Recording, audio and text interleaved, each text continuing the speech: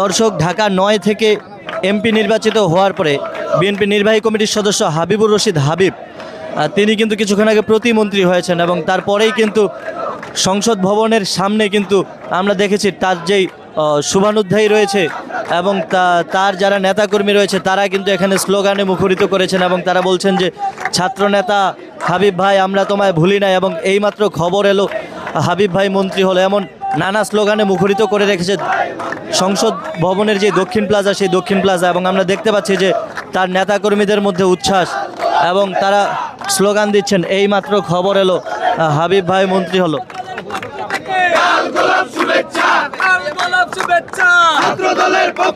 আমরা যদি একটু জানতে চাই যে হাবিবুর রশিদ হাবিব তিনি মন্ত্রী হয়েছেন এবং আপনারা স্লোগান দিচ্ছেন, আসলে আপনাদের এই উচ্ছ্বাসের কারণটা কি?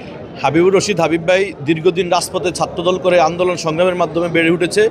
আজকে ঢাকা ৯বাসী তাকে বিপুল ভোটে বিজয়ী করে, ঢাকা শহরের সবচেয়ে বেশি ভোটে ব্যবধানে বিজয়ী করে তাকে সংসদে পাঠিয়েছে।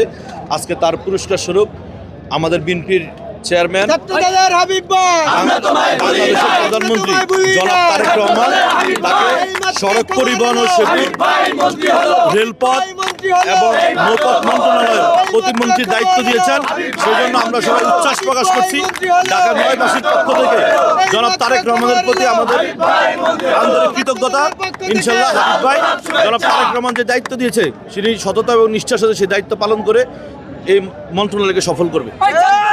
ঠিক আছে দর্শক, যেমনটি দেখছিলাম যে তারা বলছিলেন যে হাবিবুর রশিদ হাবিব দীর্ঘদিনের রাজপথের আসলে লড়াকু সৈনিক এবং তিনি তারেক রহমানের পরীক্ষিত ছাত্রনেতা ছিল, তো পরীক্ষিত যুবনেতা ছিল এবং ঢাকা মহানগরের যেই রাজনীতি সেটি তিনি দীর্ঘদিন যাবৎ করছেন।